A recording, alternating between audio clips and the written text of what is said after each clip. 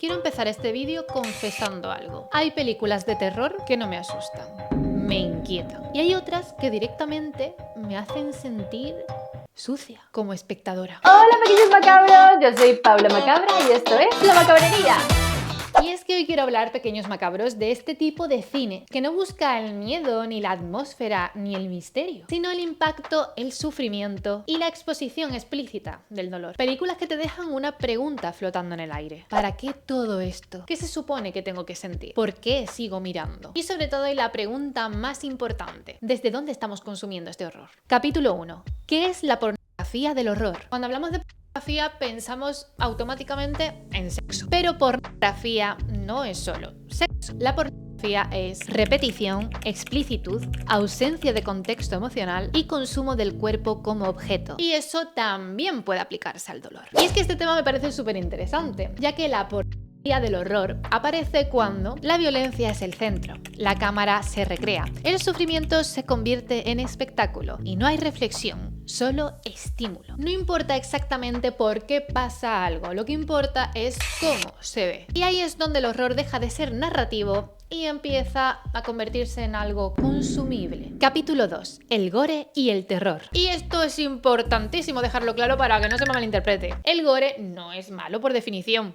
Claro que no. El problema no es la sangre, el problema es la intención. Además que te pongo así varios ejemplos rapiditos. Vemos terror sin una gota de sangre en, por ejemplo, The Innocents, The Others, en la mítica Suspiria. Y hay películas llenas de gore que no dan miedo, solo impacto. El terror trabaja con la espera, lo invisible, la sugestión, la culpa y el silencio. La pornografía del horror trabaja con el cuerpo roto, la exposición, la duración del sufrimiento y el ver hasta dónde llega. Capítulo 3. ¿Desde dónde se ven estas películas? Y aquí insisto que no voy a juzgar. Simplemente, de hecho, me parece un tema muy sabroso, un tema bastante interesante y quería exponerlo en el canal. He considerado que existen 4 puntos importantes desde donde se ve este tipo de contenido. Opción número 1. Desde la desensibilización. Personas que ya han visto tanto horror que ya no sienten nada en sí. Así que el cuerpo necesita más estímulos para reaccionar. Opción número 2. Desde la curiosidad de límites. El hasta dónde se puede llegar. No se busca miedo, se busca experiencia extrema. Vamos, lo que va siendo un poco ponerse a prueba para ver hasta dónde eres capaz de soportar. Opción número 3. Desde la desconexión emocional. Ver dolor ajeno sin empatía. No por maldad, sino por defensa. Y la opción número 4. Desde la intelectualización. Es arte, es una metáfora, es profundo.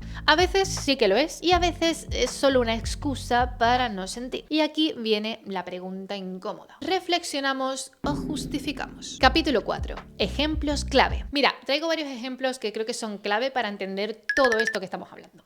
Por ejemplo, Funny Games. Haneke no quiere que disfrutes. Te quita el placer, te quita la catarsis, te culpa. Aquí la violencia no excita, acusa. Es una película súper interesante. De hecho, yo cuando era una adolescente, estaba súper viciada a ella, la veía mucho e incluso hubo una época en la que decía que era una de mis películas favoritas. Ahí también hay que tener en cuenta la sensibilidad que vamos adquiriendo con el paso de los años gracias a la consciencia. Al fin y al cabo no podemos juzgar las experiencias que puede tener un niño, un preadolescente, con la madurez mental que ya vamos adquiriendo con los años. Los extraños, no hay mensaje, no hay justicia, no hay sentido.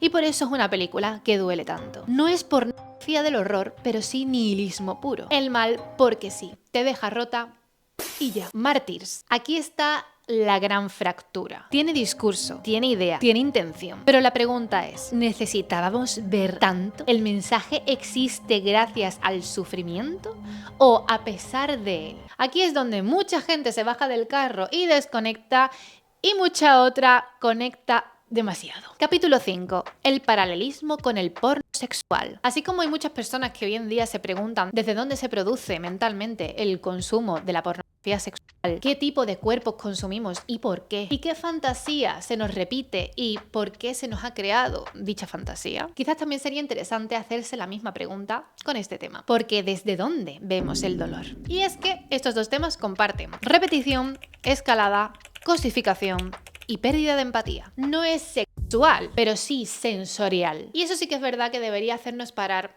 un segundito. Y es que todo este tema no es solamente una reflexión hacia mí misma, porque como ya os digo, yo era una persona que no sé, digamos que he jugado bastante en las cartas de ver mis límites. Y sobre todo en una época más adolescente, incluso preadolescente de mi vida, he podido llegar a ser bastante insensible. No solamente con cosas básicas como que me pusieran una película romántica y pensar, qué tostón, Dios mío, no empatizo en absoluto, sino con cosas más heavy de mi época, como ver Saw sin ningún problema y reírme bastante. De hecho, es algo curioso que a día de hoy el gore me produzca más risa que otra cosa.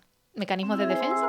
¿O es que quizás he aprendido a que para mí el gore es igual a divertimento? Igualmente es un tema bastante interesante. Y precisamente es algo que estuve hablando con mi amigo hace mucho. Que por cierto hablamos aquí en La Macabrería de una película también muy heavy metal que es Tesis. Si no lo has visto, te animo a hacerlo. Y es que a mi amigo le gustaba desde siempre este tipo de cine, muy bestia, muy gore.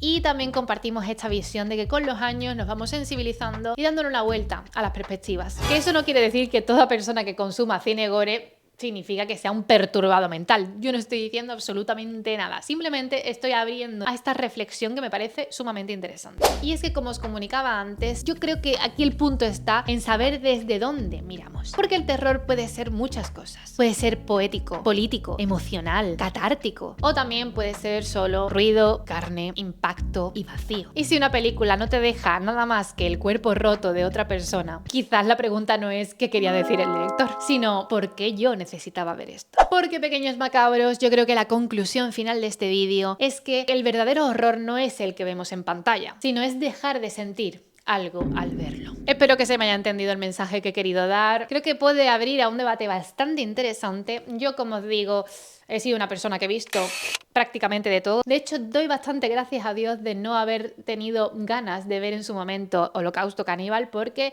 con lo que sé es suficiente, no quiero saber absolutamente nada al respecto, y más siendo una persona tan animalista como soy. ¿Ves tú? Ese es un límite mío que existe. Animales, bebés, ancianos, no quiero verlo. No. Pero ahora llegó tu momento. Mira, hablando de límites, ¿cuáles son tus límites con el cine del gore y del terror? ¿Cuál es la cosa que no estás dispuesto a ver de ninguna manera? Te leo en comentarios. Y si también por otro lado te has sentido identificado o identificada con alguno de los perfiles que he creado sobre desde dónde se ve este tipo de cine, también me encantaría saberlo. Creo que puede ser un debate súper enriquecedor. Y yo creo que en mi caso ha quedado claro que en su día era una cuestión de desensibilización y de ver mis límites. Creo que yo estaba por ahí. Siempre me ha gustado experimentar en el cine. Y si te gusta este tipo de vídeo, no dudes darle like, suscribirte si no lo has hecho todavía. Es que para matarte. Well. Así que, dicho todo esto, eso ha sido todo, pequeños macabros. Nos vemos muy pronto aquí en La Macabrería.